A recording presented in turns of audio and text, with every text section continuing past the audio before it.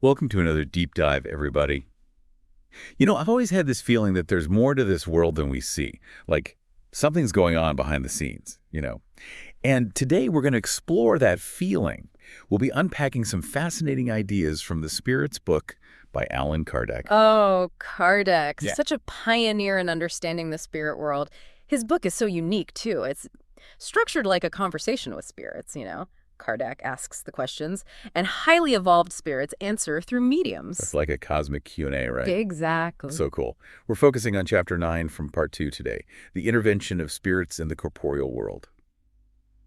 Gets right to the heart of how these unseen forces might be messing with us every day, huh?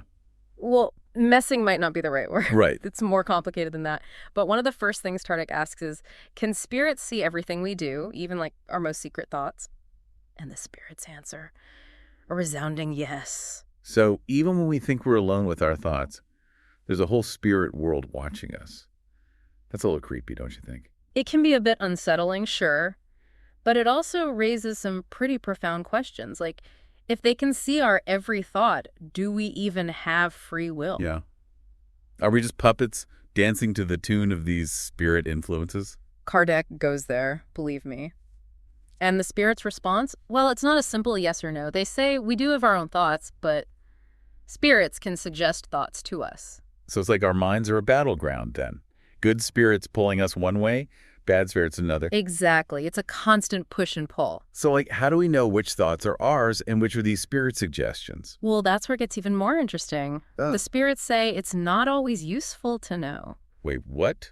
How can we make good choices if we don't know where the thought's coming from? They emphasize focusing on acting rightly. Okay, so if you do something good, it doesn't matter if a spirit put the thought in your head, you still chose to act on it. Right, but if you do something wrong, you chose to ignore the good influences and follow the bad ones. So, greater responsibility there. That makes sense. But why would a spirit even want to influence us towards doing bad stuff? Like, what's in it for them? Well, the spirits explain that imperfect spirits, those who haven't evolved so much yet, they're driven by envy. They see us messing up with our human flaws and just want to drag us down to their level. They use the analogy of crabs in a bucket, constantly pulling each other back down, preventing escape. Wow, that's bleak. Yeah, it's not a pretty picture. But it raises a big question. If God's supposed to be all good and all powerful, why would he allow these evil spirits to tempt us in the first place? This is where it gets really thought-provoking. The spirits say that these negative influences, they're tests of our faith, our strength, like obstacles on a spiritual obstacle course. It's a cosmic obstacle course. I like that. Makes it sound a bit more adventurous. So we got to navigate these challenges to grow and evolve. That's the idea. But here's the key. Evil influences only win if we desire them. If we resist and choose good, we disarm them. So we're not helpless victims. We have the power to choose.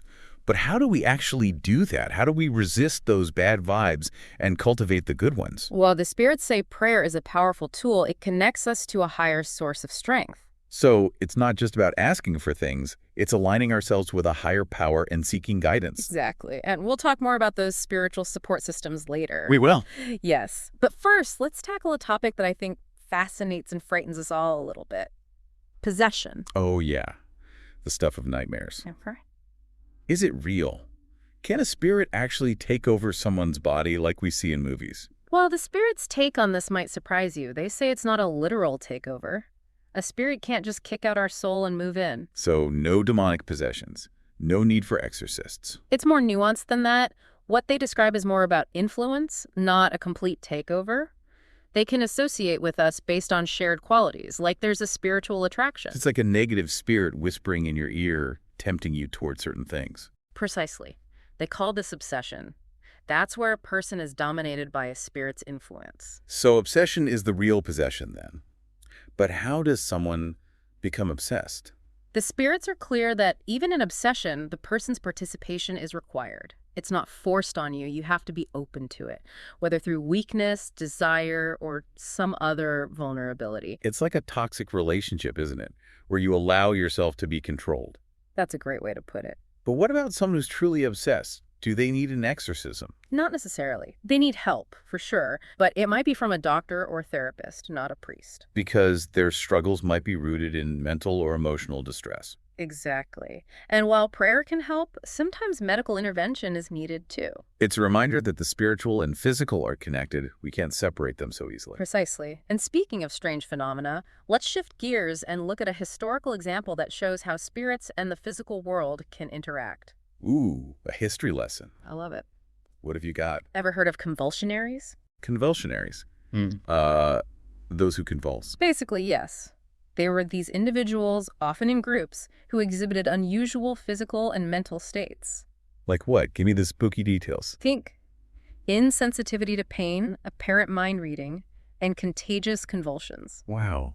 Intense. What was going on there? The spirits suggest these states were influenced by other spirits, but magnetism also played a role. Wait, magnetism? Like people were literally magnetizing each other. It seems so. And what's interesting is that some of these convulsionary traits, they resemble what we see in somnambulism and mesmerism. It's like they were tapping into hidden potential in the human mind, but also being influenced by these unseen forces. Exactly. It shows the line between physical and mental. It's not so clear-cut, is it?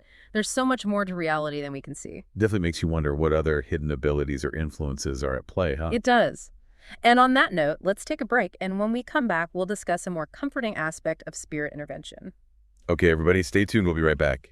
Welcome back, everybody. You know, it's kind of wild to think we might be surrounded by spirits all the time, isn't it? Yeah, it is a bit mind-blowing.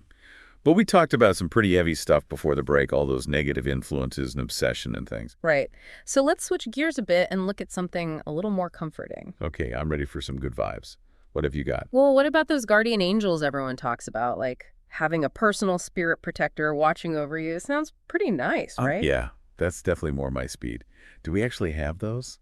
Like, does everyone have one? Kardec actually asks that very question, and the spirit's answer is a resounding yes. They call them protector spirits, always there to guide and console us, like spirit friends. Okay, after all that talk about negative spirits and obsession, that is a huge relief. To think we've got someone looking out for us, even if we can't see them. Yeah, it's a comforting thought. And these guardian angels, they're connected to us from birth to death and even beyond, the spirits say. Hold on, beyond death? You mean like they stick with us through multiple lifetimes? That's what they suggest. Like there's a deeper connection than we might realize. Wow, almost like having a spiritual best friend, always in your corner, rooting for you. Exactly. But Kardec goes a bit deeper. He asks about other kinds of spirits that might be around us too. Familiar spirits and sympathetic spirits. Okay, break those down for me. Mm-hmm. What are familiar spirits? Like the family dog, but spiritual. Huh. Not quite. More like friends of the house, helping out with daily life, you know? Not as high-ranking as a guardian angel, but still lending a hand. With the guardian spirit's permission, of course. So it's like a whole team of spirit helpers. But what about these sympathetic spirits? Those are the ones drawn to us based on, well, shared thoughts and feelings. So, like, our thoughts and feelings are like magnets attracting similar spirits. You got it. And that's where it gets interesting, because it means we play a role in what kind of spirits we attract. Dwell on negative stuff might invite some not-so-nice company. So if I'm constantly grumpy, I'm putting out a welcome mat for some bad vibes. Not quite that straightforward, but the principle's there. Cultivate positive thoughts and actions. You attract the good stuff. Makes sense. We've got more control over our spiritual environment than we think. Absolutely. Now, what about presentiments? Have you ever felt like you just knew something was about to happen? Good or bad? Oh, yeah, totally. I always thought it was intuition, like a gut feeling. But could it be something more? Like a message from the spirit world? The spirits say it could be a message from your guardian angel, but it could also be something even crazier. Okay, you've got my attention. Hit me with it. They say it could be a kind of spiritual instinct, a memory from your pre-incarnate state. Whoa, whoa, whoa. Back up. A memory from before we were born. Are you saying we might have past life memories popping up? That's what the spirits suggest. They say before we're born, we choose the big challenges for our upcoming life. So presentiments might be glimpses into those choices. Wow. Heavy stuff. So these flashes of insight, these I just knew it moments, those could be our past selves whispering to us. It's a mind-blowing concept, isn't it? Makes you wonder how much of what we call fate is actually predetermined. So how do we know what's a message from our guardian angel versus a past life memory? When in doubt, pray. Or invoke your guardian angel for guidance. So like our spirit advisors. Available 24/7 for a quick chat. I like it. Exactly. Always there to help you decipher things. Okay, but let's go bigger picture now. What about those big life events, the things that feel destined? Do spirits actually influence those, or just our thoughts about them? The spirits say both. They can guide us through thoughts, but they can also directly influence events.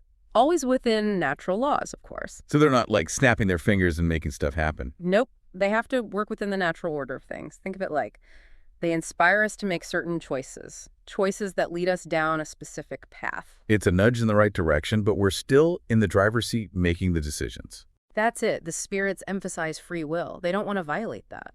It's like a super intricate dance between our choices and these spirit influences. Totally. The book uses the example of a man destined to die from a fall. Spirits might inspire him to climb a rickety ladder, knowing it'll break. So they're not messing with the ladder itself, they're influencing the man's choices.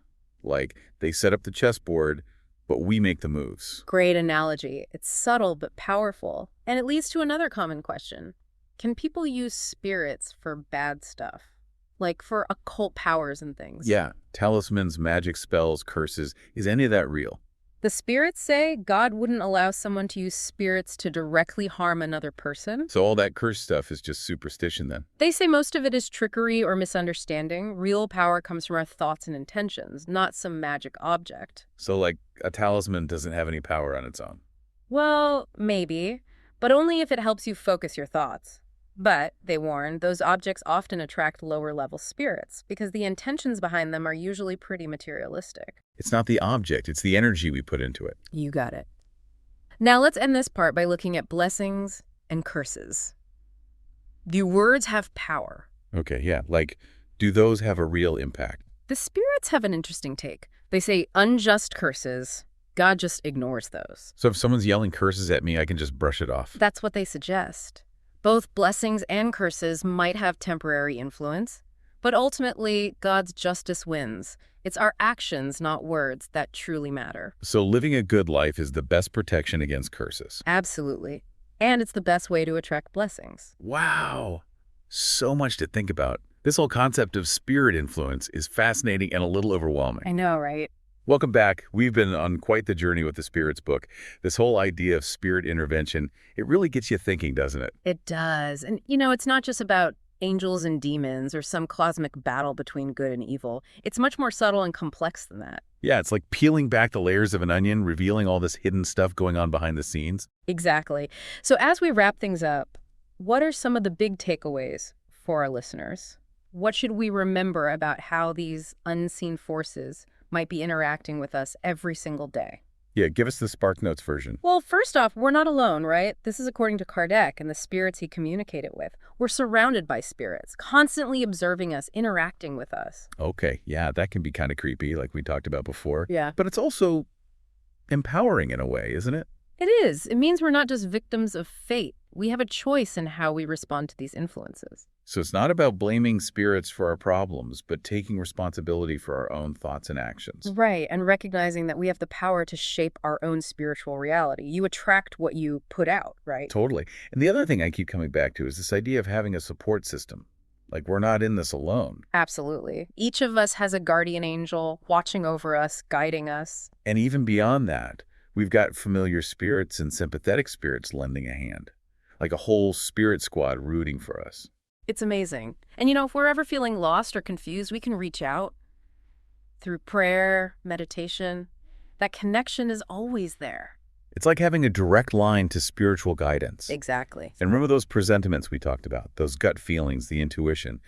The spirits suggest those could be messages from our guides, or even memories from past lives. It's like we have access to this deeper well of wisdom than we realize. So much to think about. Yeah. As we wrap up this deep dive, I want to leave everyone with one last thought. Okay, hit me with it. Imagine for a moment that you could ask your guardian angel one question. What would it be? Whoa. Yeah, that's a powerful question. Because, at the end of the day, this isn't just about learning facts from a book. It's about getting curious, exploring our own connection to the spirit world. What's your personal connection? Totally. So take some time to sit with that question. What would you ask your guardian angel? And what might their answer reveal about your own journey? So until next time, keep exploring, keep questioning. and keep seeking those deeper connections. They're out there, waiting to be discovered.